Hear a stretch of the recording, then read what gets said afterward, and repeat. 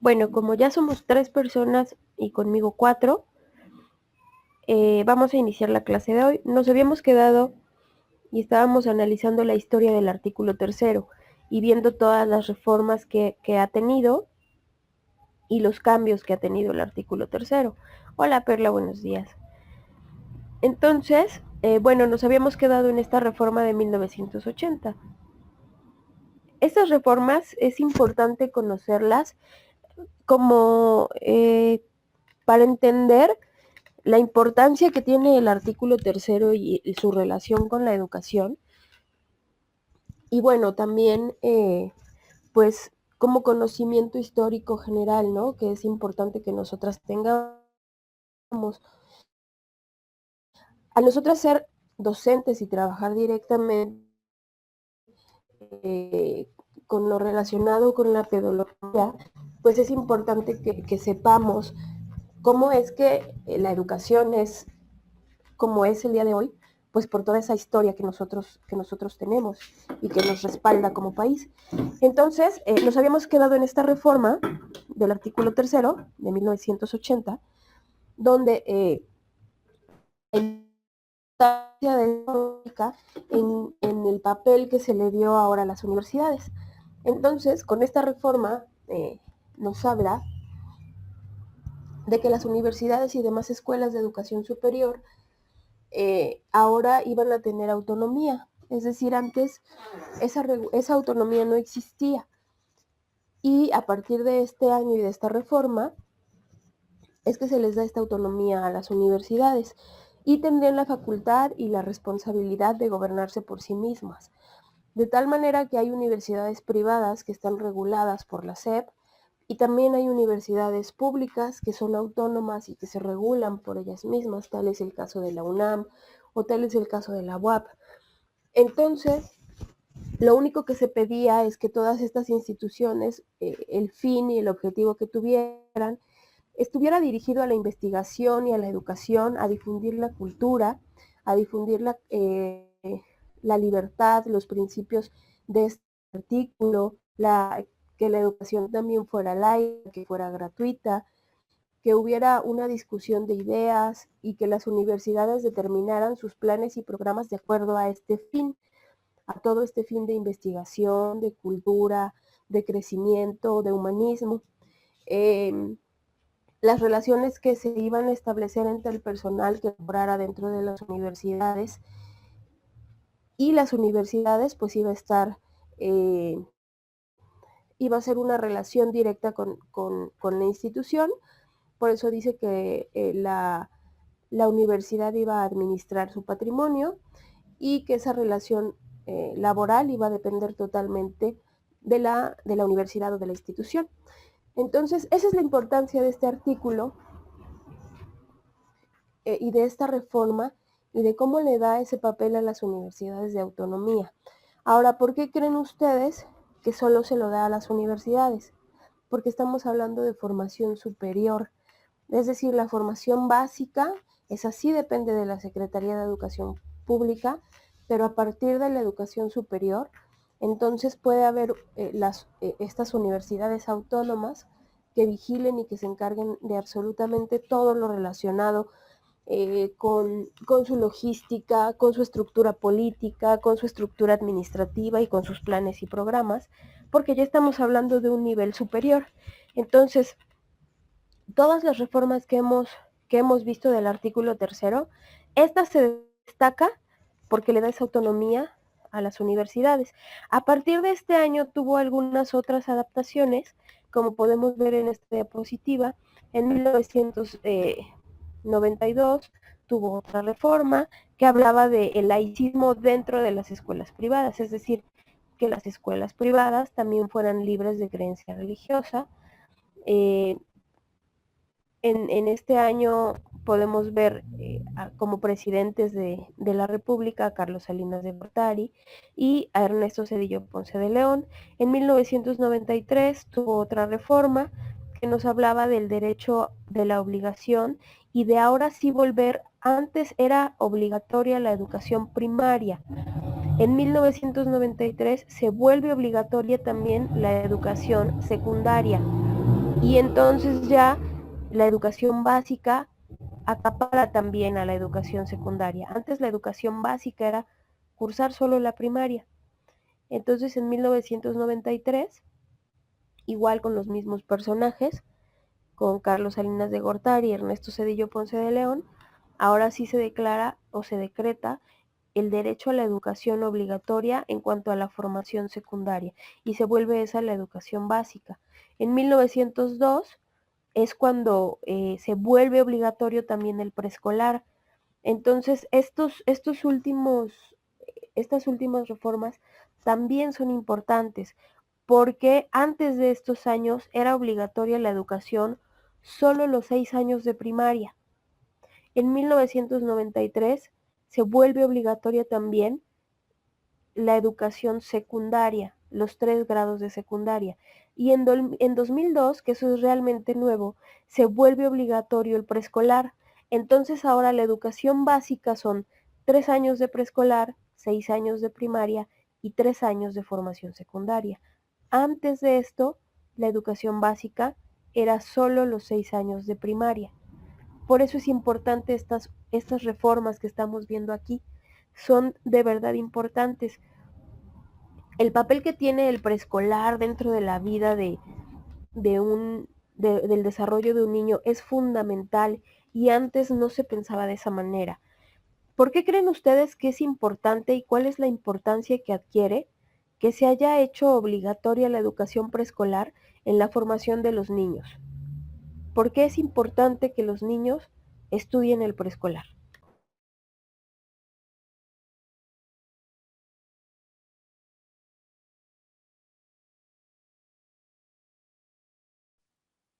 Rafa, buenos días. Buenos Podría días. ser, podría ser para que se comiencen a adaptar y a que lleven un mecanismo de rutina y sepan realmente, pues sí, lo de la escuela y ya sus conductas, saber que hay reglas y qué es lo que tienen que hacer. Y así pueden avanzar más rápido, porque Claro. ya llevan conocimientos previos. Ok, sí, claro. Eso que mencionas, Yeriel, es cierto. Y también hay algo muy importante dentro de la educación preescolar que antes no se veía. Nos dice Perla, pues para que aprendan a adaptarse y a tener una mejor rutina. Y yo sé, porque se dieron cuenta que era indispensable un nivel más. Perla también nos dice para tener el conocimiento de lo que van a hacer. Aquí es fundamental y es muy importante que antes la educación preescolar no se le daba la importancia que tiene. Gran parte del rezago educativo que muchos, y no se ve así, que muchos tenemos, lo tenemos desde nuestra primera infancia, desde el preescolar y los primeros años de primaria. Es fundamental el preescolar porque antes se tenía pensado que al preescolar nada más se iba a jugar, pero de verdad cuando tú vas al preescolar, la, la, dentro de las etapas de desarrollo del ser humano, cuando nosotros potenciamos y aceleramos esas etapas de desarrollo, es decir, donde crecen más nuestras habilidades cognitivas y de desarrollo es precisamente en la primera infancia.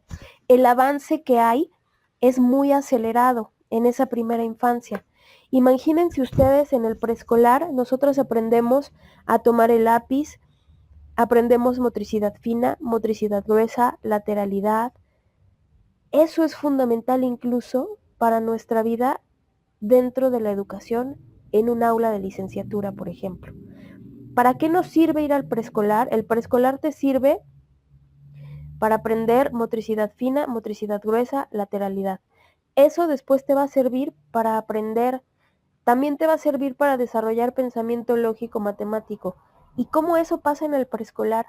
Antes incluso se pensaba que los niños no pensaban y así lo creía la gente. Entonces, claro, al igual nos sirve para aprender a socializar. Se daba mucho, por ejemplo, que antes los niños no hablaban. Y entonces las abuelitas nos decían, mételo al kinder y va a aprender a hablar. Claro, por el aprendizaje social. Pero el preescolar es fundamental para la vida y para la formación de un ser humano en muchos aspectos. Por el aprendizaje social, sí, pero también porque esa lateralidad que tú aprendes en el preescolar, después te va a servir incluso para orientarte dentro de un plano. Y eso te lo enseñan y eso lo vives en el preescolar. Entonces, cuando tú no desarrollas una etapa, valga la redundancia, de desarrollo de manera adecuada en la etapa en la que te toca, vas a tener mayor dificultad para desarrollar la que sigue. Entonces, ¿por qué a los niños a veces nos cuesta trabajo aprender a escribir o la lateralidad de las letras? Porque no tuviste esa formación en esa etapa de desarrollo, que es en el preescolar. Dice Perla, hasta la fecha hay niños que a los 3 años les cuesta hablar, pero cuando entran a la escuela es cuando se empiezan a expresar. Claro, les cuesta hablar, los metes a la escuela y por aprendizaje social empiezan a hablar, pero es fundamental el preescolar para que tú después aprendas, por ejemplo, muchos de los problemas de aprendizaje que tenemos en etapas posteriores, como dislexia o como disgrafia o como discalculia, tienen su fundamento en la etapa de desarrollo de la educación preescolar.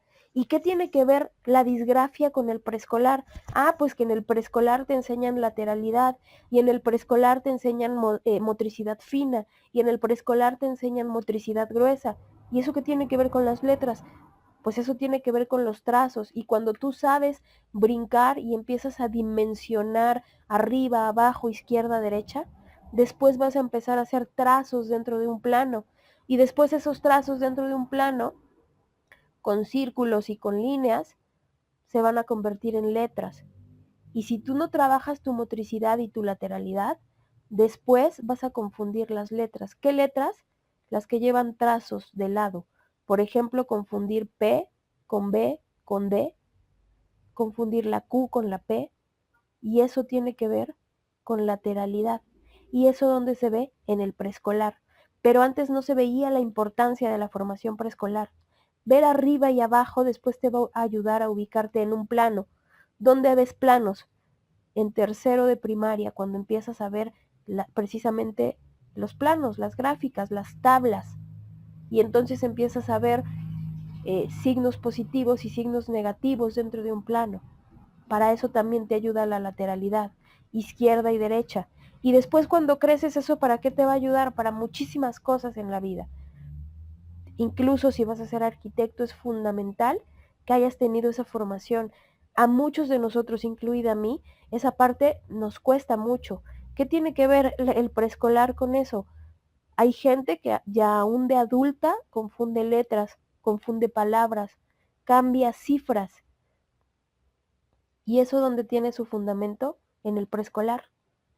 ¿Y qué tiene que ver cambiar cifras con todo esto? Pues estás hablando de izquierda, derecha, lateralidad, ubicación temporal, ubicación en un plano. Y después eso lo podemos trasladar a las matemáticas. Es decir, que la educación preescolar fuera obligatoria fue un paso muy, muy, muy importante, porque después, les repito, esta etapa de desarrollo está potenciada. Es donde nuestras neuronas tienen mayor conexión. Un niño de preescolar puede hacer más de 400 preguntas en un día. ¿Por qué sucede esto? Porque sus conexiones neuronales están potenciadas, están aprendiendo a mayor escala de lo que aprende en cualquiera de sus etapas de desarrollo. Y es en esta edad. Por eso es fundamental que nosotros estimulemos en esos niños de esta edad todo lo que nosotros podamos potenciar. Por eso después se dio tanta apertura a la estimulación temprana, que también aquí es importante. Hay escuelas que te brindan, por ejemplo, las escuelas particulares, y te dicen que tu hijo va a salir leyendo y escribiendo de tercero de preescolar. Si es el desarrollo normal del niño, porque el niño así lo requiere y es la velocidad a la que el niño va avanzando, está bien, pero forzar a un niño a que desarrolle actividades que son de otra etapa de desarrollo, sin que su desarrollo natural lo solicite, es forzarlo. Entonces, si mi hijo no sale leyendo de tercero de preescolar ni escribiendo, está bien, eso corresponde a otra etapa de desarrollo. Y si sale leyendo y escribiendo de preescolar porque su propio desarrollo lo solicitaba, entonces también está perfecto. Pero hay que ubicar muy bien la importancia del preescolar. Claro, por eso la coordinación y la coordinación la trabajamos incluso desde antes del preescolar, desde que el niño gatea. Cuando el niño está gateando, hay mamás que no dejan gatear a sus niños porque se ensucian. Y digo, un vestido sucio se lava y se le quita, pero el progreso en una etapa de desarrollo, por no dejarlos hacer ciertas actividades, ese cuesta más trabajo. Entonces, para sus alumnos y para sus hijos, es importante mencionar que un vestido sucio, un pantalón sucio, unos tenis sucios, se cambian y se reemplazan, pero lo que se logra en esta etapa de desarrollo, cuando tú no dejas que tu hijo gatee, cuando tú no dejas que tu hijo toque, que se ensucie la cara, que sienta con las manos la textura de la gelatina, de la arena, eso en él está creando conexiones neuronales que están impactando en su etapa de desarrollo para después el tocar arena, el tocar gelatina, el triturar con las manos, está haciendo en ellos procesos cognitivos y esos procesos cognitivos son conexión neuronal. Entre mayor conexión neuronal haya, más estimulados tenemos a los niños y mayor proceso de aprendizaje hay. Cuando no dejamos que lo hagan, no hay procesos de aprendizaje en los ciclos concluidos que debe haber. ¿Y en qué impacta eso después? Pues en anclajes para crear otros procesos de aprendizaje. Por eso es importante, por eso yo veo muy importante el que hayan institucionalizado el preescolar como obligatorio, porque antes se pensaba que el niño nada más iba a jugar. Aparte de que aquí el niño en esta etapa aprende de manera natural. Hay una ruptura entre el preescolar y la primaria que impacta de manera emocional en los niños y que también tendríamos que ver esa parte, que ver cómo el pasar del preescolar en la primaria impacta de manera emocional en los niños. ¿Por qué? Porque pasas de estar jugando todo el día a ahora tener que estar sentado y callado en una banca, donde en el preescolar trabajas en equipos de trabajo y después pasas a la primaria y te sientas tú solo en tu butaca, donde en el preescolar trabajas con todo el material al centro de la mesa y en la primaria tienes que llevar tu material porque es tuyo y no lo puedes estar prestando. Entonces, no nos damos cuenta de cómo impacta esto en la formación escolar, en la formación de la autoestima, en el trabajo colaborativo, en el trabajo en equipo. Después te quejas porque tus alumnos no saben trabajar en equipo, pero el mismo sistema te va guiando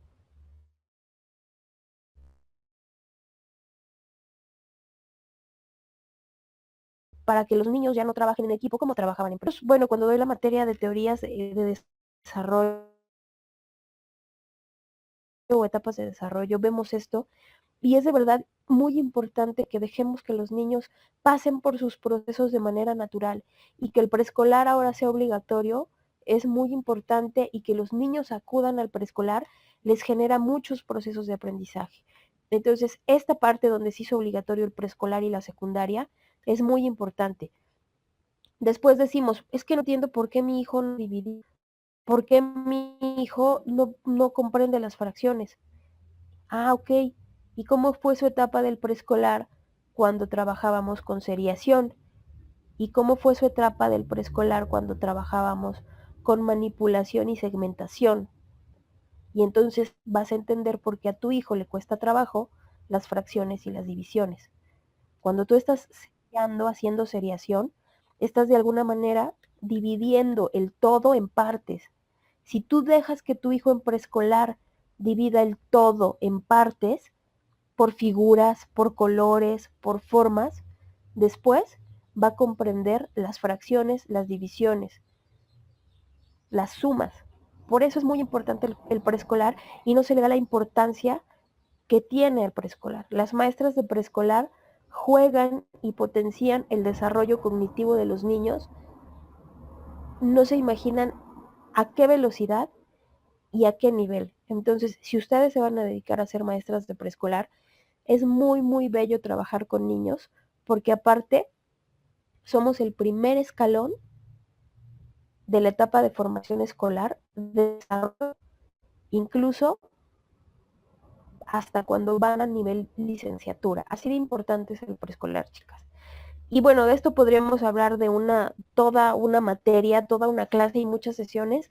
Y es de verdad muy bonito hablar de etapas de desarrollo y de cómo es que esas etapas de desarrollo tienen su lógica, tienen su porqué en ese rango de edad, por ejemplo, en el preescolar, en la secundaria, en la preparatoria, en la licenciatura, etcétera, etcétera, etcétera. ¿Ok? Bueno, en cuanto al artículo tercero, nos habla de que en 1992 la reforma nos hablaba de que la educación en las escuelas particulares también debía ser laica. Entonces empezó a haber mayor apertura para escuelas particulares que no tuvieran ninguna relación con nada que tuviera que ver con la religión. Entonces, nos habla de la legalidad de la enseñanza religiosa en las escuelas particulares, que también existen muchas, pero cuando tú vas a inscribir a tu hijo a una escuela y lo inscribes en una escuela católica es porque sabes que va a tener esa formación católica. Pero ¿qué sucedía? Que había muchas escuelas particulares, pero que tenían ese toque católico, ese toque religioso. Entonces a lo mejor había papás que no comulgaban con esta parte de la religiosidad, pero que deseaban que sus hijos se formaran en una escuela privada, porque de acuerdo a sus necesidades y a lo que ellos buscaban era lo idóneo. Entonces sí es cierto que las escuelas privadas tienen otra perspectiva, tienen otra formación, desarrollan a lo mejor habilidades diferentes en los niños que en las escuelas públicas. ¿Por qué? Porque el número de alumnos es menor, porque la política de la escuela es diferente, pero las escuelas públicas también desarrollan muchas habilidades en los niños. Es decir, también tienen muchas cosas buenas las escuelas públicas. En cuanto al artículo tercero y la cuarta reforma, que nos habla de que las escuelas privadas podían o no tener este toque religioso, pues aquí nos lo dice esta fracción, la fracción cuarta, perdón, nos dice que las corporaciones religiosas, los ministros de cultos, las sociedades, por acciones que exclusiva o predominantemente realicen actividades educativas y las asociaciones o sociedades ligadas con la propaganda de cualquier credo religioso no intervendrán en formar algún plantel en que se imparte educación primaria, secundaria o normal, o la distinta a obreros y campesinos. Entonces, este artículo se modificó y ahora quedó así. Las particularidades dedicadas a la educación en tipos y grados específica la fracción anterior deberán impartir la educación con apego a los mismos fines y a los mismos criterios establecidos en el primer párrafo y en la fracción 2. ¿A qué se refiere esto? A que estas escuelas podían seguir funcionando siempre apegadas y siempre vigiladas y supervisadas por un organismo que las regulara, que fuera la SEP. ¿Ok? Entonces, pero también esto impulsó a que existieran muchas más escuelas particulares y que no tuvieran o que no estuvieran ligadas con ningún credo religioso. Y les exigían que tenían que cumplir y que tenían que apegarse a los planes y a los programas oficiales y que se ajustarían al calendario escolar, por ejemplo, que se ajustarían a las suspensiones que estaban decretadas en el calendario escolar y a los planes y programas, a las vacaciones, a los contenidos, etcétera, etcétera. ¿Ok? ¿Hasta aquí tienen alguna duda, chicas?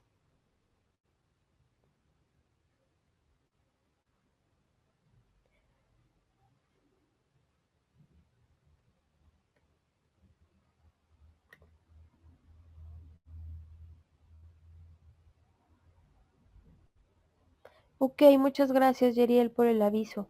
Ya no se preocupe, puede revisar la clase. Muchas gracias. Ok, entonces, se dan cuenta de que el artículo tercero ha sufrido modificaciones, pero que muchas de ellas han sido importantes para nosotros, por ejemplo, la de implementar la educación secundaria, la de dar autonomía a las universidades, la del preescolar para mí es fundamental. Y es decir, estamos hablando de reformas en 1993 del artículo tercero, y también hemos hablado de ese artículo desde, ¿qué año? Desde 1857, donde ha sufrido transformaciones y donde las bases de este artículo que hoy estamos viendo ¿Desde qué siglo se, se ha se ha establecido, se ha modificado, se ha sustentado, se ha visto su importancia?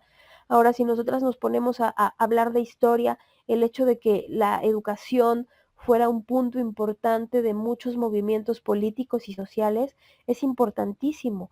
La educación va a ser en realidad todo aquello que va a dar un sustento social para el verdadero cambio. Por eso es importante el artículo tercero. Después hubo otra reforma en 1993 que dice que todo individuo tiene derecho a recibir educación en todo el país, en todos los estados, en todos los municipios, y se impartirá el preescolar, la primaria y la secundaria. Entonces, cuando habla de que todo individuo tiene derecho a recibir educación, habla de que todos tenemos derecho a recibir educación desde que tenemos 3 años de edad y hasta que salimos de la formación secundaria. ¿Ok? La educación primaria y secundaria serán obligatorias. Eso fue en 1993. Después fue hasta 2002 que Vicente Fox habla de que también la educación en preescolar debe ser obligatoria. Entonces, esto ya lo mencionamos en las diapositivas anteriores, chicas. Solo es cómo se estableció y lo que quedó asentado en relación a este artículo. Si ustedes ven, aquí ya se le agregó, incluso está marcado. Voy a regresar a la diapositiva anterior. En 1993, el artículo tercero dice que todo individuo tiene derecho a recibir educación. El Estado, la Federación, los estados y los municipios impartirán educación preescolar, primaria y secundaria, y la educación primaria y secundaria serán obligatorias. Y la modificación a este artículo, si pueden verla, es la educación preescolar, primaria y secundaria conforman la educación básica y son obligatorias. Entonces, eso fue también socialmente un gran avance, porque el hecho de que ahora fuera obligatorio hasta la secundaria, pues nos generaba como sociedad como un escalón más al que nosotros podíamos tener acceso en esta obligatoriedad que te da mayor formación escolar, mayor formación cultural, mayor contención también. Entonces, esa es la importancia de la reforma en el año 2002. Y bueno, el personaje público, pues obviamente es Vicente Fox. Ha tenido muchas otras reformas. En 2011, una reforma con respecto a los derechos humanos con Felipe Calderón Hinojosa. En 2012, la obligatoriedad de la educación media superior, es decir, de la preparatoria, también con Felipe Calderón. En 2013 nos habla de que las reformas estaban enfocadas a la calidad de la educación obligatoria, a que los docentes tuvieran que tomar esos cursos de oposición, es decir, en 2013 también y desde antes ya se empieza a pensar en el respaldo que deben tener los docentes en cuanto a su formación, en cuanto a que los docentes ya deben estar mejor preparados, mejor formados. Por eso nos habla de los cursos de oposición, también de cómo tú puedes ingresar al sistema educativo, a trabajar, a formarte, a ser docente, y de cómo el Sistema Nacional de Evaluación Educativa ahora iba a empezar a vigilar y a superar a los docentes.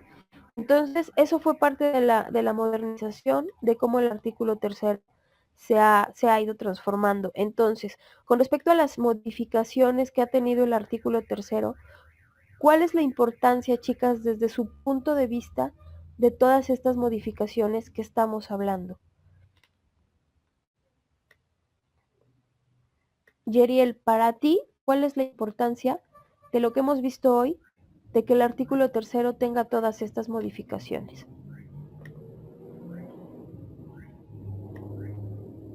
Bueno, pues primero que la educación sea laica y también que permita crecer en nivel de la educación un concepto pues más extenso. O sea, que se crea, ay, que crean estudiantes de bien y pues con más facilidad. O sea, pueden crear hasta a veces varios temarios mejor y ir perfeccionando las cosas. Ok, muy bien, Yeriel. Eso que hablas es importantísimo, el crecimiento. Que antes fuera solo obligatoria la primaria, te brindaba algo muy básico, muy escueto, muy ligero. Es decir, que solo supiera sumar, restar, leer, escribir, dividir, multiplicar, algunos acontecimientos históricos. Es decir, era muy, muy básico. Incorporan la formación secundaria, eso amplía tus posibilidades, ¿ok? Entonces dice Perla que poco a poco fue cambiando, se adaptaron más niveles e ir mejorando la educación, más también recibir una carrera técnica, eso también es importante.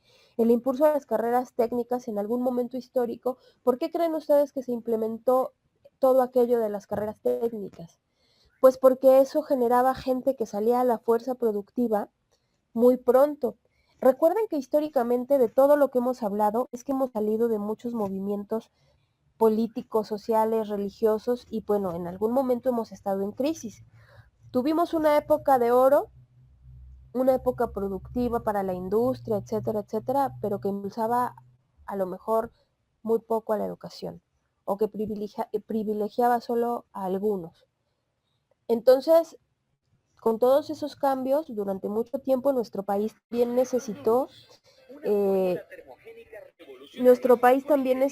pues en algún momento, impulsar la economía.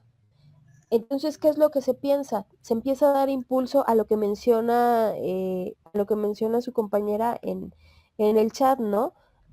Perla, que nos habla, también una carrera técnica. Esa formación en las carreras técnicas fue pensada pues precisamente para que la gente saliera muy joven a trabajar y eso moviera la economía del país. Claro que todas las reformas han tenido sus pros y sus contras, pero cuando tocas este punto, Perla, para mí es muy importante y qué bueno que lo tocas, porque que tú te formes en una carrera técnica como tal no es obligatorio, pero equivale al bachillerato. Entonces, la obligatoriedad es a que tú te formes en preescolar, primaria, secundaria y hasta la preparatoria.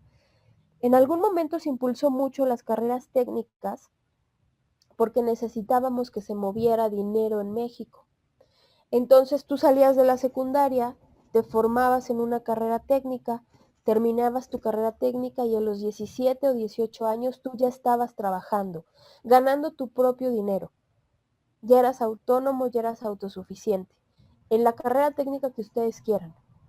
Evidentemente eso generaba dinero al país, porque la gente estaba trabajando, pero después también generó otro tipo de crisis y era que la gente, si tú sales de los 17 o 18 años de una carrera técnica, entonces sí, era la carrera técnica y ya no te pedían prepa. También esa fue otra reforma que ahorita la vamos a platicar. Y esto es muy importante lo que están mencionando, chicas.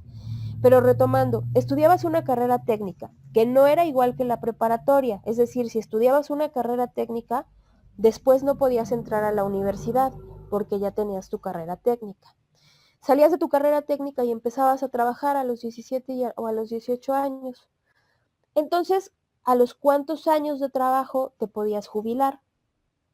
La gente se estaba jubilando muy joven, porque había empezado a trabajar a los 17 o a los 18 años, después de haber terminado su carrera técnica. ¿Qué implicó esto? Que si tú empezabas a trabajar a los 17, 18 años y te jubilabas muy joven, supongamos que habías trabajado 20, 30 años, súmenle 30 años a los 18 que salías, a los cuántos años te estabas jubilando. Entonces, ¿cuántos años se iban a tener que pagar las aportaciones por pensiones, por jubilación, y tú ya habías cumplido con tu etapa laboral? Y eso también trajo una crisis para ese pago de pensiones. Por eso también se ha modificado todo eso. Evidentemente, pues la gente salía de trabajar muy joven, producía dinero como se requería, hacía que se moviera la economía del país, pero también se jubilaban muy jóvenes porque habían salido a trabajar a los 17, 18 años y el sistema de pensiones entonces también empezó a colapsar. Por eso también sufrió una modificación. Después también se adaptó el hecho de que tu carrera técnica fuera el equivalente a la preparatoria, porque ¿qué pasaba con todas aquellas personas que habían estudiado la carrera técnica y después querían entrar a la universidad? No podían, porque no era compatible los planes y programas de la carrera técnica a la preparatoria, que era lo que tú requerías para estudiar en la universidad. Ahora, ¿por qué se pedía que tú estudiaras la preparatoria para después entrar a la universidad? Bueno, pues porque también las etapas de desarrollo tienen que ver ahí la maduración, la estabilidad emocional, las etapas de desarrollo, las habilidades que adquieres en esas etapas de desarrollo. Entonces te preparaban para entrar a la universidad. Sucedió también algo similar con la preparación docente. Los maestros salían de la secundaria y entraban a la normal. Saliendo de la normal en esos 3 años, empezaban a trabajar como maestros. Hoy en día en el sistema todavía hay maestros que estudiaron bajo ese esquema. A mí en lo personal, cuando estudié en la maestría, me tocó un compañero que era más grande que yo y él era un excelente maestro, pero él le había tocado salir de la secundaria y estudiar en la normal. ¿Qué pasó? Se metió a la maestría, estudió en teoría, se metió a la maestría en la universidad donde yo estudié, había licenciatura y había maestría en pedagogía. Él, por ahorrar tiempo, quiso entrar a la licenciatura y a la maestría y hacerlas al mismo tiempo. Una la hacía presencial y otra la hacía en línea.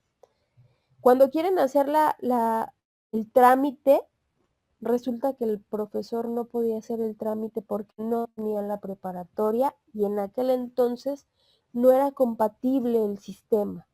Entonces el profesor aparte ya había terminado la licenciatura, ya había terminado la maestría y su trámite se quedó parado porque cuando él estudió la normal superior era solo de 3 años y no era compatible con el hecho de haber estudiado la preparatoria. Y para tener la maestría debías tener una licenciatura y en aquel entonces el ir a la normal no tenía el mismo peso académico que tiene hoy y que equivale a una licenciatura.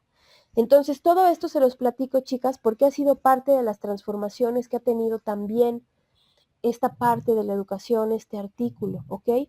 Entonces me dice José, actualmente se siguen viendo secundarias técnicas y telesecundarias, entonces las habilidades son diferentes.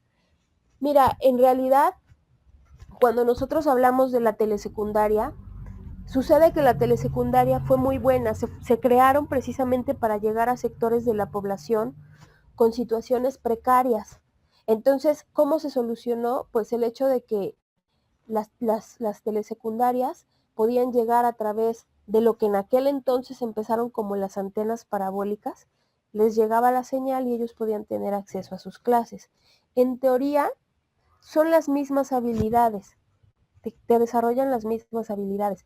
La realidad, yo sé, es que muchas escuelas telesecundarias tienen muchas carencias y esas carencias se ven reflejadas en infraestructura, se ven reflejadas incluso también en la parte académica, los profesores tienen muchas carencias y eso se ve impactado también pues en el desarrollo cognitivo de los estudiantes.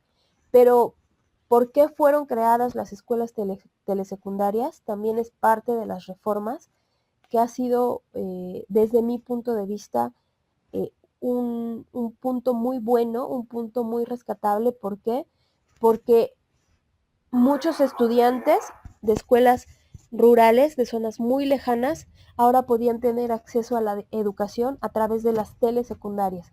¿Qué pasaba? Que a lo mejor ponían una telesecundaria alrededor de muchas poblaciones y entonces los alumnos, en lugar de trasladarse a lo mejor a mí me tocó, por ejemplo, en Cholula, ponían una telesecundaria en un punto estratégico para que los pueblitos que estaban alrededor de ese punto pudieran tener acceso a la telesecundaria.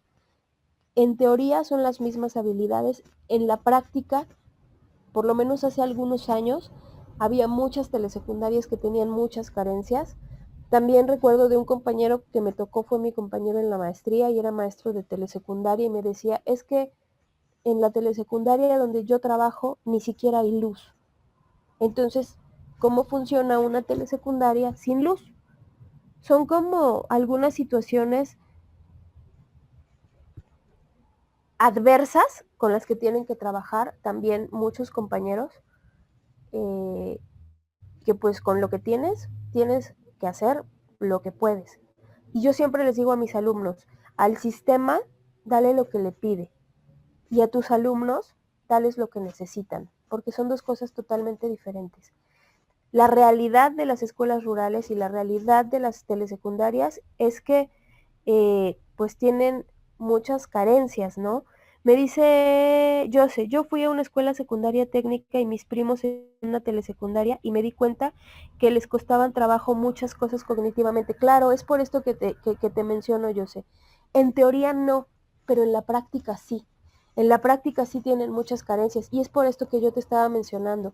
No, y aparte, la educación a distancia está creada y está pensada para una etapa de desarrollo en concreto. La telesecundaria obviamente trató de abarcar esa parte, de ver esa necesidad y de cubrirla, pero la realidad es que tienen muchas carencias y esas carencias, como tú lo mencionas, se ven impactadas o tienen ese impacto en los alumnos. No es lo mismo que tú vayas a una secundaria todos los días y estés ahí en el salón y estés con tu profesor y el profesor te dé la materia en la que él es experto, a que en la telesecundaria haya un profesor, pero el profesor a lo mejor no es experto en matemáticas, tú recibes la clase a través de una pantalla, ves la clase, te dan el contenido, resuelves el libro y tu profesor es tu guía o tu orientador, pero no es el profesor de matemáticas. Entonces sí cumplen y sí ayudan, pero también tienen muchas carencias. Eso es importante mencionarlo. Pero la parte social también es importante mencionarla. ¿Ayudaron? Claro que ayudaron. De que no existiera eso, a que de alguna manera pudieran tener acceso a la educación en una telesecundaria, bueno, pues mejor que existiera eso. Pero sí tienen muchas carencias, como lo mencionas tú, yo sé, sí tienen muchas carencias. Y sí, obviamente eso se ve impactado en las habilidades cognitivas que pueden generar a sus alumnos. Sucede lo mismo con CONAFE, chicas. CONAFE está pensado para llegar todavía a zonas donde la situación es más precaria. CONAFE trabaja multigrados, CONAFE trabaja en zonas muy alejadas, donde incluso los compañeros que a lo mejor tienen un poquito de mayor adiestramiento o mayores habilidades, van a replicar los procesos en sus demás compañeros. Me dice Itzel, también mi hermano fue en una y sí tienen carencias. Y aparte no tenían piso, el piso era de tierra. Sí, claro.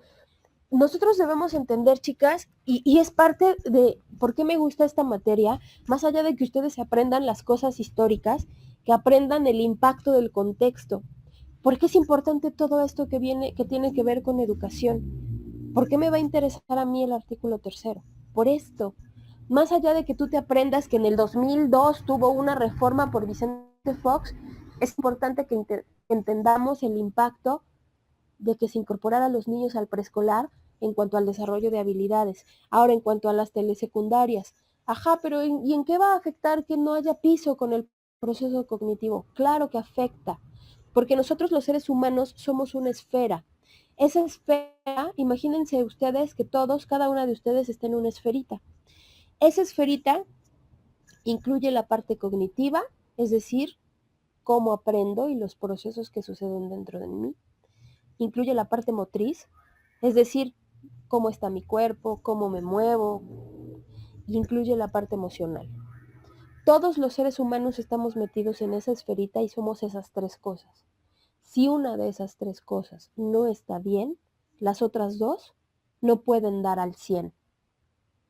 Entonces, ¿cómo impacta la situación de la infraestructura de tu escuela con tus procesos de aprendizaje? Claro que impacta. ¿Por qué? Porque los procesos de aprendizaje no se pueden dar de igual manera en condiciones diferentes. Es decir, si mi escuela tiene piso, si mi escuela tiene baño, si mi escuela tiene el espacio para cada uno de mis compañeros, cuántos compañeros caben en cada salón, todo eso impacta en los procesos. Claro que impacta, ¿no? ¿Cómo te sientes tú cuando llegas a una escuela y tu escuela está bonita? ¿Te sientes bien? ¿Te sientes a gusto en tu escuela? Ah, claro, eso es parte de lo emotivo y de lo afectivo. Si nosotros no estamos bien en esas tres esferas, nuestros procesos cognitivos no se van a dar. No se van a dar igual. Entonces, cuando nosotros analizamos todo esto, pues nos vamos a dar cuenta de que las carencias en muchas de las escuelas públicas o en el área pública de la educación impactan en los procesos cognitivos. El hecho de que los procesos no sean de que los profesores no sean especialistas en su área impacta también, ¿no? Que tú tengas un profesor y que digas, ay, wow, es que mi profesor está aportándome junto con lo que yo sé, ¿no? También cambiar la perspectiva de que el profesor posee todo el conocimiento, porque eso no es cierto. Nos vamos construyendo juntos, profesores y alumnos. Que tu escuela no tenga techo impacta, pues sí tienes frío, y si tienes frío no estás conectado con el aquí y el ahora para estar en tu clase. Y si tienes hambre, tampoco estás conectado con el aquí y en el ahora. ¿Por qué tienes hambre? Porque en mi casa no me dieron de desayunar. ¿Y por qué en tu casa, siendo un niño, no te dieron de desayunar? Porque mi mamá es una mamá solita y se tiene que salir a trabajar y no le da tiempo. Ah, ok. Entonces, si tú empiezas a trabajar todo eso, te das cuenta cómo esa esfera construye la integridad de todo un alumno. Somos integrales, ¿no? Y si ya te vas a rascar más a fondo, ah, ok, esa situación precaria que sucede en algunas escuelas impacta en la emoción, impacta en la cognición. Incluso a lo mejor pudiéramos pensar que la parte psicomotriz no impacta, pero también impacta. Debemos estar bien en esas tres esferas, ¿no? Entonces, pues sí, hay escuelas que ustedes van a las zonas rurales y hay escuelas que no tienen ventana, que no tienen techo. Y en esas condiciones trabajan muchos docentes. Obviamente, lo que podemos hacer es hacer lo que nos toca desde nuestro buen lugar. Entonces, sí, desde tu buen lugar como estudiante, si todos los seres humanos nos ubicáramos en hacer lo que nos toca desde nuestro buen lugar, nuestro país, nuestra comunidad, nuestra casa tendría muchos menos problemas. Voy a hacer desde mi buen lugar lo que me toca. ¿Cuál es tu buen lugar? Ah, bueno, tu buen lugar es de alumna, tu buen lugar es de hija, tu buen lugar es de hermana, tu buen lugar tú sabrás cuál es. Y haz lo que te toca. No hagas más, no hagas menos. Haz lo que te toca desde tu buen lugar. Eso trasládenlo a su lugar de trabajo. Llegas a un trabajo y, ay, no, es que si él no lo hace, yo no lo hago. Y eso es algo con lo que se van a topar siempre. Desde su buen lugar como maestras, cuando les toque trabajar con un niño, ubiquen esta parte en la que un niño no solo es llegar y aprender conceptos. Un niño es emotividad, un niño es procesos cognitivos y un niño es la parte motriz. Estamos integrados en eso. Ser docentes afectivos y efectivos. Ser padres de familia afectivos y efectivos. Ser hijos afectivos y efectivos. Ser alumnos afectivos y efectivos. Si nosotros pensáramos así, creo que muchas cosas nos acomodaríamos en el buen lugar en el que nos toca y empezaríamos como a poner las piezas del rompecabezas donde van y muchas cosas se accionarían de manera diferente. Entonces, ¿alguien más que quiera aportar algo, chicas? ¿Que quiera mencionar algo de lo que estamos hablando?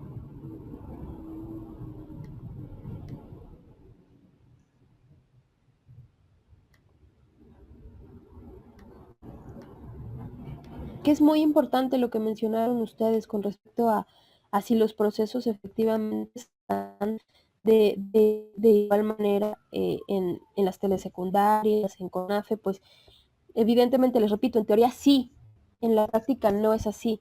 Y en la práctica no es así por todas las carencias que hay. Hay carencias económicas, hay carencias de infraestructura, hay carencias afectivas, hay carencias cognitivas, hay rezago que venimos trayendo de ciclos escolares anteriores, incluso del preescolar. Entonces, ¿algo que quieran comentar hasta aquí, chicas? Yo, profe. Adelante. Bueno, iba a decir que cuando estudian una carrera técnica, se puede decir que ya no les da como que el interés de estudiar algo más, de seguir como va el orden de primaria, secundaria, prepa, bachiller y universidad. Entonces yo siento que cuando estudian esta carrera técnica ya es más fácil, ay, ya voy a trabajar y me van a dar el trabajo. Entonces, ya ahorita ya está cambiando eso, ya tienes que tener por lo menos la secundaria o prepa para poder conseguir un trabajo. Claro. Entonces ya no se les hace como más fácil. Es que antes era hasta la primaria. Si tú querías trabajar, Itzel, muchas gracias, con que decían primaria terminada, ¿no? Ahora la educación básica es hasta preparatoria. Entonces eso pues es muy bueno porque te abre otro panorama, te abre a otros procesos. También el hecho de que sea obligatorio que tú estudies hasta el bachillerato o la preparatoria, pues te va llenando de más contenidos en todo sentido.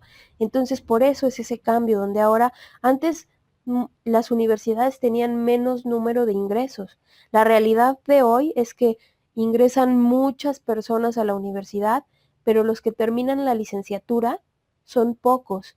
De ahí los que entran a una maestría son más pocos. De los que entran a la maestría, los que la terminan, pues son menos.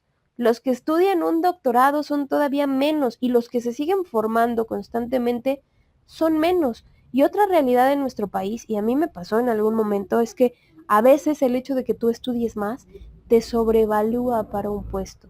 ¿Qué quiere decir? Que lo que se te puede pagar en el sector económico no está compensado con los conocimientos que tú tienes. Esa también es una realidad de nuestro país. Sin embargo, no vamos a limitarnos por eso. Les quiero preguntar, chicas, de todas las que ustedes entraron a la licenciatura en pedagogía, ¿siguen todas?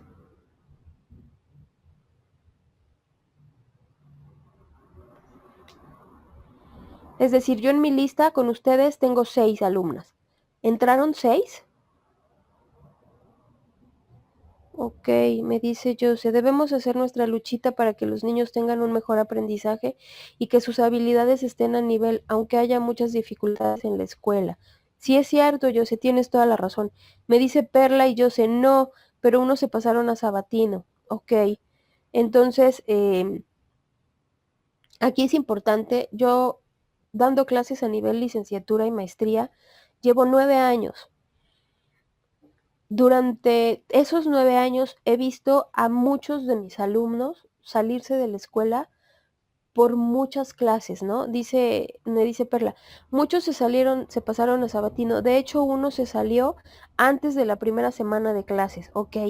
Esa es una realidad de nuestro país, chicas.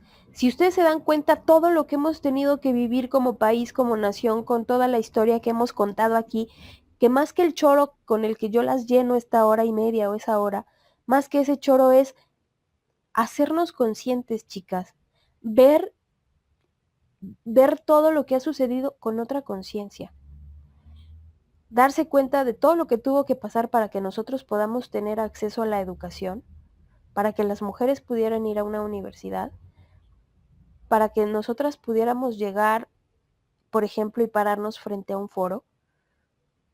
Esas son cosas que antes muchas de nuestras mamás o nuestras abuelas no se imaginaron. Díganme cuántas de ustedes su mamá tiene formación en licenciatura, chicas. Y después pregúntense, sus abuelas, ¿cuántas de sus abuelas hasta dónde estudiaron? Y después pregúntense, chicas, las mamás de sus abuelas, ¿hasta qué grado tuvieron la oportunidad de estudiar? Bueno, ahora relacionen esas preguntas con lo que estamos viendo en esta clase, con las transformaciones de la educación en nuestro país, con la historia del pensamiento pedagógico en México. Todo eso que hablamos de historia en estas clases, véanlo con otra conciencia, no solo como contenidos con los que llenan su libreta, o no llenan su libreta, si es que no lo vean como contenidos de una hora de clase, véanlos con otra conciencia. ¿Cuántas de ustedes, su mamá tuvo acceso a estudiar hasta la licenciatura, chicas?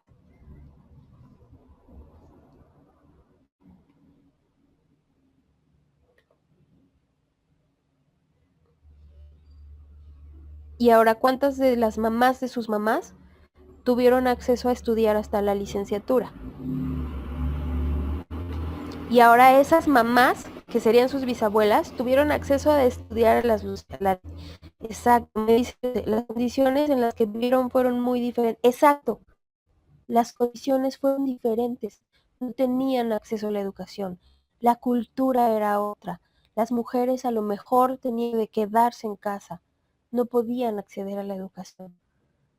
Todo eso que mencionas, José, es parte del contexto histórico del que hemos hablado. Claro que las condiciones fueron muy, muy diferentes. Entonces el hecho de que tú estés hoy en ese salón, José, tiene que ver con la historia de esos hombres y esas mujeres que están atrás de ti, es decir, tus ancestros. Y lo mismo sucede conmigo, y lo mismo sucede con Perla, con Yeriel, con Giselle, con Itzel, con todas. Esto que mencionamos es parte de la transformación de la historia de la educación en México.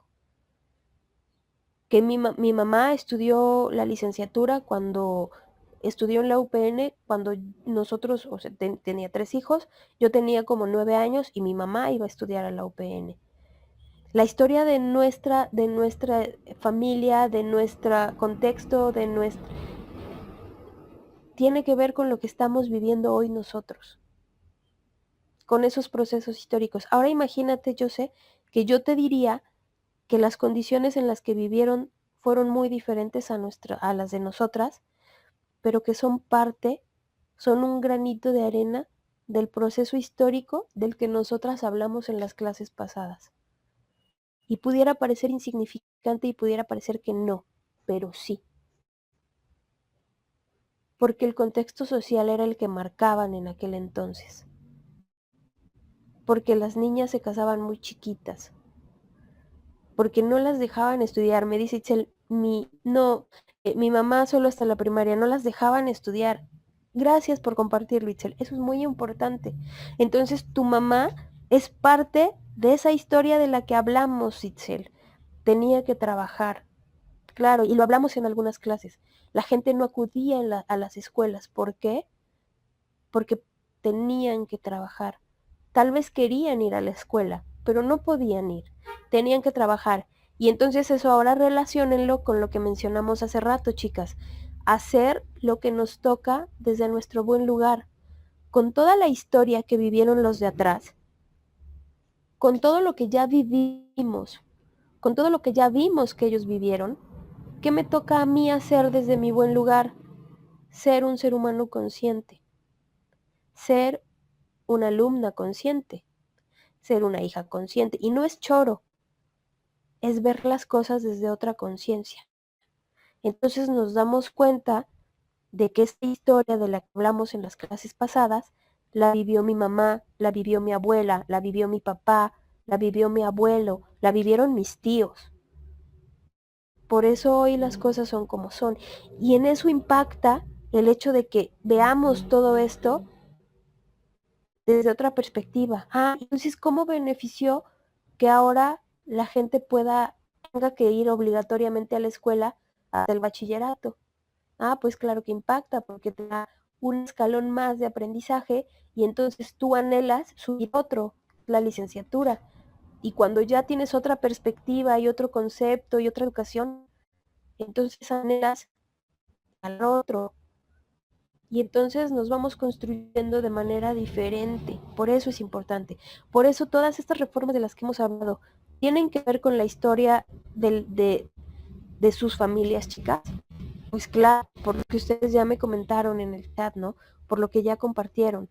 Entonces, es ver cómo es que todo lo que yo veo en los libros, todo lo que yo leí en los libros, estaba directamente relacionado con la historia y cómo la vivieron en mi familia los que estaban antes que yo. Cómo es que a lo mejor tenían que trabajar y no podían tener acceso a la educación, y eso yo lo vi y eso yo lo leí en una clase de historia. Entonces es bonito, es bello, ¿no? En cuanto a las siguientes reformas del artículo 3, en el 2012 nos dice que todo individuo tiene derecho a la educación. Todo el artículo 3, chicas, las palabras que más vamos a ver es que todo individuo tiene derecho a educación, que debe ser laica y que debe ser gratuita. Siempre lo vamos a ver. Pero aquí, en esta reforma del 2012, nos habla ya el inciso C, si ustedes ven, de que la educación debe contribuir a la mejor convivencia humana. con el fin de fortalecer el aprecio, el respeto por la diversidad cultural. ¿Qué tiene que ver el respeto por la diversidad cultural? Que a lo mejor antes no había tanta diversidad cultural. Hoy en día la información nos da mayor diversidad cultural, social y económica, porque antes no nos podíamos imaginar que a través de el acceso a las redes pudiéramos modificar nuestra economía, y hoy sucede. Entonces, adaptarnos, y el artículo 3 se ha adaptado a todas esas modificaciones sociales.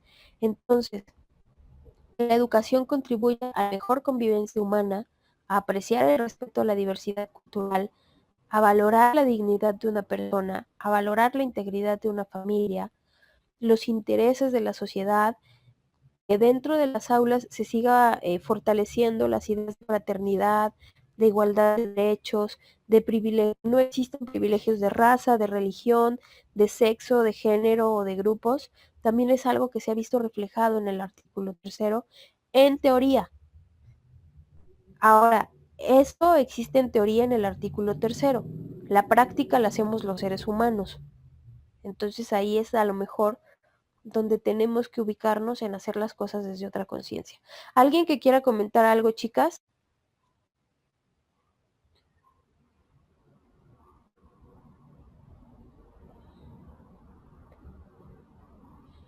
Ok.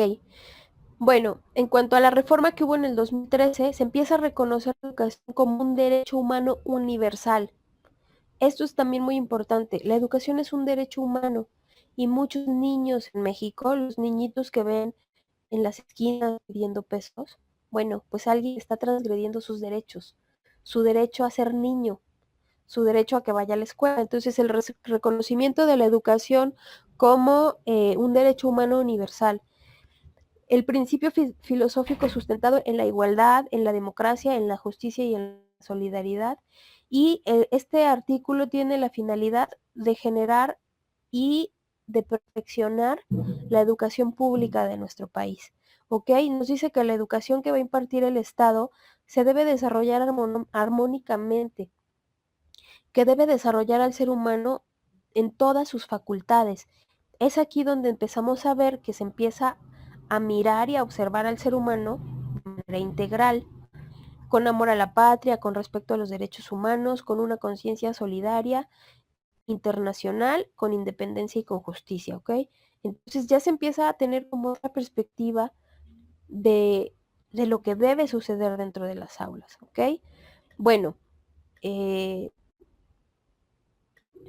artículo 3 en realidad siempre va a girar alrededor de los mismos temas, que son la educación. Eso habla el artículo 3, nos habla de que el Estado debe de garantizar la calidad de la educación. A partir de este año y algunos años atrás, estamos hablando de 2013, se empezó a observar mucho precisamente la calidad de la educación dentro de las aulas. Pero no solo se empezó a observar y no solo se empezó a pensar en evaluar a los niños, sino también en evaluar a los docentes, que era algo que antes no se hacía tan puntual. Dice Perla, lo que dice es muy cierto, profa, ya que pues algunos no podían pagar la colegiatura porque existían más hijos y no había recursos y pues antes era muy diferente. Esto es muy bonito ya que hacemos reflexión de ellos desde tu punto de vista. Muchas gracias, Perla. Sí es muy bonito, ¿sabes? El hecho de que nosotras no veamos la clase de historia solo como la clase de historia en la que me van a dictar y en 1942, sino de que la veamos de manera diferente. Podríamos pensar que eso no tiene nada que ver con nosotros, y sí tiene que ver. Cuando tú te das cuenta que en tu casa tu mamá no pudo estudiar porque se tuvo que poner a trabajar, te das cuenta de que las condiciones eran diferentes. La realidad es que hoy muchas de nosotras, por ejemplo, quienes trabajan, pues se dan cuenta de que la circunstancia es diferente y deciden entrar a formarse en la licenciatura, pero ya la perspectiva también es diferente. Antes era más común que los hombres entraran a la licenciatura. ¿Por qué? Porque se pensaba que ellos eran los que iban a salir a la fuerza laboral. Entonces los hombres tenían más acceso a la educación. Pero ver cómo todo lo que hablamos en una clase de historia ha contribuido a que yo hoy esté dándoles una clase en línea, cómo todos esos hechos históricos han contribuido a que yo haya tenido una formación diferente.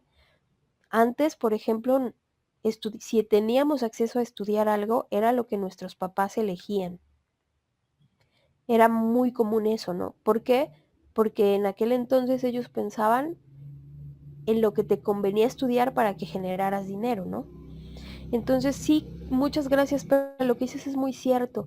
Si ustedes ven esta parte histórica de, ay, pues sí, ¿y cómo tiene que ver? Pues sí tiene que ver.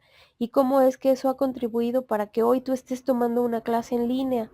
Y cómo si tus papás te pagan la colegiatura, pues entonces tú adquieras otra conciencia y digas, wow, lo que tuvieron que pasar para pagar mi colegiatura, porque a lo mejor ellos no tuvieron quien se las pagara, pues es bonito. Entonces, y a lo mejor les digo esto porque no puedo quitar mi formación, ¿no? Yo soy psicoterapeuta y en psicoterapia humanista vemos esto, vemos la parte ancestral, la historia que construyen tus ancestros para que tú hoy vivas la historia como la vives. Y claro que tiene que ver con historia. Como mi abuela no pudo estudiar porque tuvo que criar a lo mejor 5 hijos. Y entonces, ¿cómo es que eso era parte del contexto histórico que se veía? Yo me acuerdo cómo mi abuela nos platica, mi abuela no es de aquí, mi abuela no vivió aquí, vinieron de otro país a este país. Mi abuela vivió la Primera Guerra Mundial, la Segunda Guerra Mundial y la Guerra Civil Española. Toda la historia que tuvo que vivir esa señora y cómo tuvo que venir desde otro país hasta llegar a este país. Y entonces llegó a este país y así se conocieron mi papá y mi mamá. Y así nací yo. Es decir, valorar todo eso es ver desde otra conciencia las cosas. Ok, me dice Itzel, así me pasó con mis papás. Eh, Él me metió a estudiar una carrera técnica y sí cuesta trabajar y estudiar para pagarme la escuela. Claro que cuesta, Itzel, a mí también me tocó estudiar y trabajar desde los 17 y quienes hemos tenido la fortuna de que nos paguen lo que estudiamos, pues agradezcanlo. Y quienes no, chicas, yo les pido por favor que no dejen de estudiar, no dejen de formarse, porque eso les va a dar otra perspectiva de vida y les va a dar otra circunstancia de vida. Eso es el verdadero cambio de la educación, que les va a dar otra perspectiva de vida y les va a dar otra circunstancia de vida. Y esa es la realidad, eso nos brinda la educación, eso nos brinda el conocimiento. Y por eso les platicaba de la historia de mis ancestros, ¿no? Todo lo que tuvieron que vivir. Imagínense cuántas historias no pudieron haber vivido los que están atrás de ustedes. Y esa historia que vivieron es parte de la historia que nosotros contamos en esta clase virtual, ¿no? Y les repetía, mi abuela vivió la Primera Guerra Mundial, la Guerra Civil Española, la Segunda Guerra. Entonces mi abuela me decía, es que en aquel entonces, cuando yo era niña, entrabas a la escuela a los 6 años y hasta los 14 salías de estudiar, pero yo no pude estudiar porque estalló la guerra.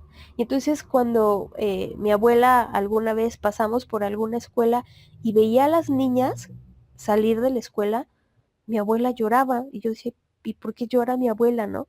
Y cuando después me contó que a ella le hubiera gustado estudiar, pero que no estudió porque en su país había guerra, pues hasta yo sentí ganas de llorar. Entonces, todo aquello que no pueden vivir y que no nos pueden contar de la historia, ¿no? Entonces, es desde su buen lugar, chicas, hagan lo que les toca. Tu buen lugar de alumna, aprovecha todo lo que puedas estudiar. Y si una materia no te gusta, y a lo mejor es esta, solo toma todo aquello que te construya para llegar al punto al que tú quieres llegar, que es ser licenciado en pedagogía, para que cuando tú estés dentro de un aula puedas cambiar la conciencia de un niño o de un papá. Y entonces cuando cambies la conciencia de un ser humano, haces la transformación y tú no te das cuenta que ese ser humano lo va a hacer en otro. Y entonces en cadenita podemos de verdad llegar a lograr todo aquello que nosotros queríamos, y es formar desde un aula a nuestros alumnos, que es lo que a mí más me gusta. llegar y hablar de todo lo que les hablo, en realidad, ¿cómo tiene que ver con esto?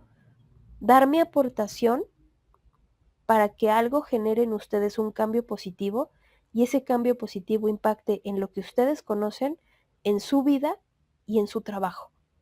Y entonces, si yo lo hago en una de ustedes, ustedes lo van a hacer en otra o en otro, y ese otro tal vez lo haga en uno, y se puede empezar a hacer una cadenita en la que estamos generando conciencias diferentes, donde valoramos a nuestros alumnos no por los contenidos que podemos llenarles, sino por los procesos conscientes y de aprendizaje que vamos a generar en ellos. Y eso tiene que ver con esto, con lo que estamos hablando, ¿no? El hecho de que ahora se hable de la educación desde un principio filosófico, donde nos hable de que la educación está sustentada en valores, pues es esto, sustentar desde un aula la educación en valores. Y valores es valorar tanto a tu alumno, valorar el proceso, valorar al maestro, valorar el contenido, valorar lo que está generando en mí. Que la educación tenga una orientación científica es muy importante, porque toda aquella educación científica te va a hacer investigar y el proceso de investigación te va a hacer conocer. Es decir, la orientación científica no es solo que tú te pongas a buscar conceptos dentro de un libro o dentro de la red o en una biblioteca. La orientación científica quiere decir que busques conocimiento. Y si tú buscas conocimiento, te vas nutriendo de otra cosa y vas creciendo. Y ese crecimiento es a nivel personal. Entonces, que la educación tenga esta orientación científica es muy importante, ¿ok? Entonces, por eso nos habla de que esto estaba orientado hacia el progreso científico, hacia luchar contra la ignorancia, a sus efectos, a eliminar las servidumbres, los fanatismos y los prejuicios. En el papel suena muy bonito, chicas. La realidad es que llevarlo a la práctica cuesta, pero es parte de lo que estamos hablando. Hasta aquí, chicas, ¿algo más que quieran comentar?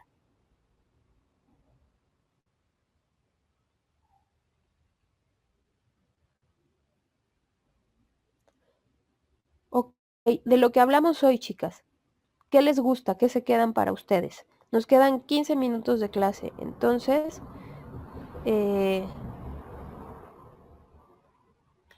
¿algo que quieran comentar de lo que estamos hablando?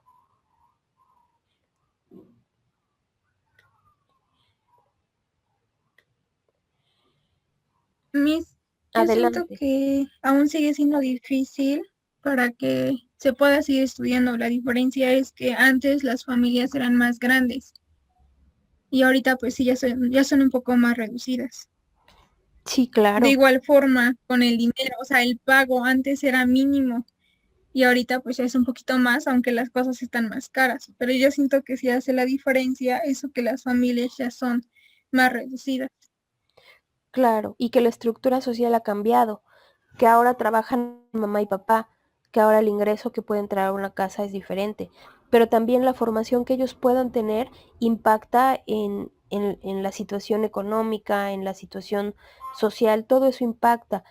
Hoy tenemos circunstancias diferentes, solo el tratar de ver las cosas desde otra perspectiva. Muchas gracias, Yeriel.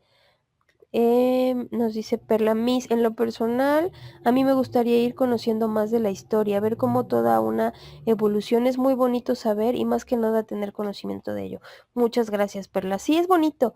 Cuando vemos la historia no desde la parte convencional como la conocemos, desde esa parte en la que la vemos solo como contenidos memorísticos, es diferente a cuando la vemos ahora como contenidos conscientes. Entonces, verla así para mí es importante, ¿no? Nos dice yo creo que es muy interesante cómo poco a poco está cambiando el modelo educativo y que ya no son más personas que estudian una carrera, no al 100, pero sí más que antes. Sí, eso es cierto. Hoy las instituciones educativas están teniendo más alumnos que ingresan a la educación superior y eso es bueno. El apostar por la educación es de verdad el cambio, ¿no? El hecho de que la educación haya tenido todos estos cambios, que haya, claro que tiene mucha influencia de cómo va cambiando también el contexto, ¿no? Hoy tener acceso a educación superior, la verdad es que es un privilegio haber nacido en esta época. Claro que nos cuesta trabajo, lo que decías era cierto, antes las familias eran muy numerosas, entonces si tú tenías 8 hijos, híjole, pues a lo mejor le tocaba a uno estudiar hasta la prepa y a los otros 7, pues conforme iba sucediendo, ¿no? Iban resolviendo. Pero antes, pues sí, el trabajar era prioridad por encima de acudir a la escuela, ¿no? Entonces, ¿alguien más, chicas, que quiera comentar? Perla ya comentó, Yeriel ya comentó, Itzel... Jose ya comentó. Entonces, Itzel, ¿algo que quieras comentar de lo que estamos mencionando hoy en la clase? ¿Cuál es tu punto de vista? Pues que sí ha habido mucho cambio en el tiempo, en ese tiempo, porque es lo que me cuenta mi mamá, que hasta ahora sí ya nos dejan estudiar, hay un poco más de posibilidad como había antes, y que en ese tiempo pues solamente era trabajar y pues nada más llegar a estudiar hasta la primaria. Entonces, sí, como que hay mucho cambio en ese tiempo. Ok, muchas gracias, Itzel. Sí, ha habido muchos cambios que son importantes y yo me acuerdo, por ejemplo, cuando yo iba a estudiar a la licenciatura, cuando estudié, yo les comenté que estudié administración de empresas. Entonces, cuando yo salí de la prepa, que ya salí hace algún tiempo, me dijeron que quería estudiar y yo dije, bueno, pues tengo estas 3 opciones, ¿no? Me dijeron, bueno, de estas opciones yo solo te pago esta, porque en las demás te vas a morir de hambre. Ok, entonces estudié pues lo que me dejaron estudiar, lo que me dieron chance, pero agradezco y valoro que me dieron la oportunidad, ¿no? Por lo menos de elegir entre 3 y bueno, pues esta. Y a lo mejor era la que menos quería, o sea, yo quería estudiar comunicaciones, psicología o administración. Entonces la que más tenía ganas era psicología. Y en orden de prioridades estaba primero psicología, después comunicaciones y después administración. La última opción era administración y me dijeron, de estas 3, solo te pago administración. Entonces dije, bueno, por lo menos me dieron a escoger entre una de las opciones que yo tenía, aunque no hubiera sido la que yo más quería. ¿Qué pasó? Pues después acabé estudiando lo que yo quise. Y después, cuando yo me di cuenta que nunca me imaginé, por ejemplo, que iba a ser maestra, porque mi mamá es maestra. Pero cuando yo empecé a dar clases y me di cuenta que amaba dar clases, en realidad a veces estudias una cosa y las circunstancias te hacen llegar a otra, pero que entonces amen lo que hacen dentro de un aula, chicas, es muy importante y de verdad cuando yo doy clases amo lo que hago, amo ser maestra, amo trabajar, pero también porque la circunstancia me llevó a que yo vinculara el dar clases con lo que yo más quiero, que es la psicoterapia. Entonces, gran parte de lo que yo trabajo en las aulas tiene que ver con etapas de desarrollo, con procesos de desarrollo de los seres humanos, con dar terapia. Entonces, como que está muy vinculado. Y entonces, por eso me gusta muchísimo. O sea, la vida me dio la posibilidad de después estudiar lo que yo quería y después estudiar la psicoterapia y después estudiar la maestría y ahora juntarlos en un aula. Y entonces, como es parte precisamente de esa historia, pero que ustedes de verdad sean docentes conscientes y que amen lo que hacen, es muy importante, chicas. Que vean al ser humano como un ser humano que cuando va a un salón es un ser humano que siente, que piensa, igual que nosotras tiene conflictos y que antes eso no se veía para que tú estuvieras dentro de un aula. Antes era una estructura muy cuadrada. Tú llegabas a un aula y a lo mejor era una educación muy tradicional, era una educación que no tomaba en cuenta a lo mejor muchas de las etapas de desarrollo del ser humano, era una educación muy conductista, era una educación que únicamente nos hablaba del estímulo y la respuesta, y que hoy todo eso haya cambiado y que también esté plasmado aquí, porque nos habla de una formación en valores, de una formación para respetar al individuo. Entonces nos damos cuenta que la educación sí ha sufrido cambios y que esos cambios están incluso plasmados. Ahora, traten de llevar esos cambios a la práctica, ¿no? También el hecho de que la educación incluye la democracia y nos habla de que la educación también debe estar regulada, debe estar normada, eh, debe haber un organismo que la vigile, por ejemplo, debe ser evaluada. Antes eso no se hacía, el estar evaluando constantemente a los maestros, que también los maestros tengan acceso a seguirse formando, también es parte de de lo fundamental dentro de los cambios en la educación, ¿no? Que en su momento, cuando se dijo que los docentes iban a ser evaluados y que de eso iba también depender su permanencia, muchos brincaron, porque también el sistema educativo tiene muchos vicios y eso es algo que tampoco podemos dejar de mirar. El sistema educativo está muy viciado y es cierto, pero también tiene muchas cosas buenas. A veces sucede que por estar criticando de todo lo que carecemos, dejamos de mirar todo lo que sí tenemos. Entonces, sí es cierto que el sistema tiene muchos vicios, muchos vicios tienen que ver con la corrupción, tiene muchas carencias, pero también si nosotros nos la pasamos mirando todo eso, no vamos a accionarnos para el cambio.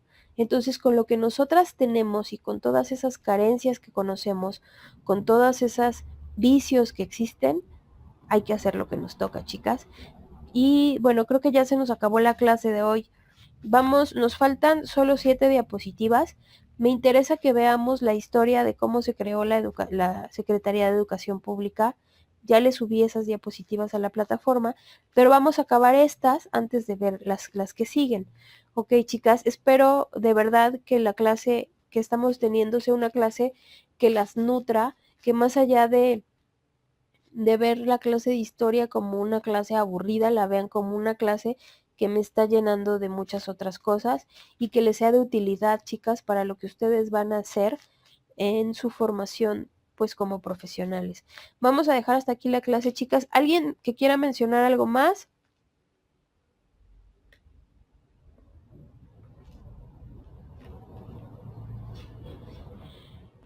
Ok, bueno, en estos últimos 5 minutitos que nos quedan, ya subí sus calificaciones, chicas.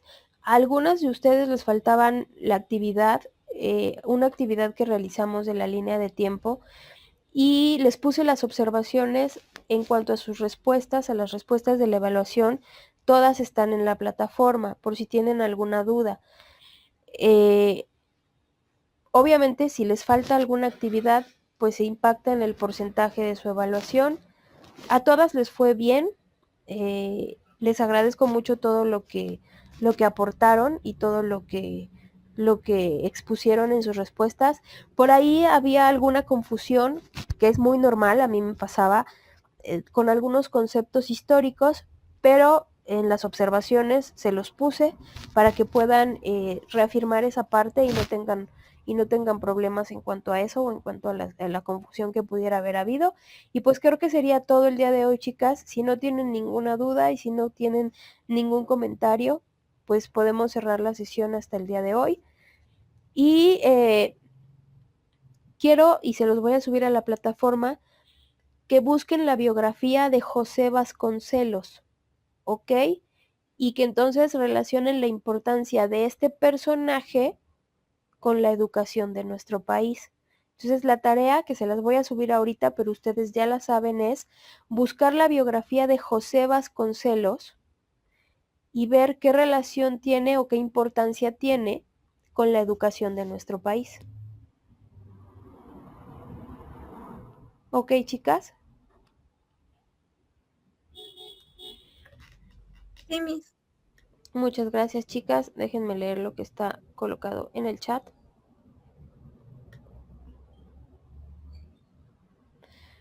Ok, dice José, muchas gracias. Dice Perla, gracias, Miss, nos vemos, bonito fin. Muchas gracias, Perla, muchas gracias.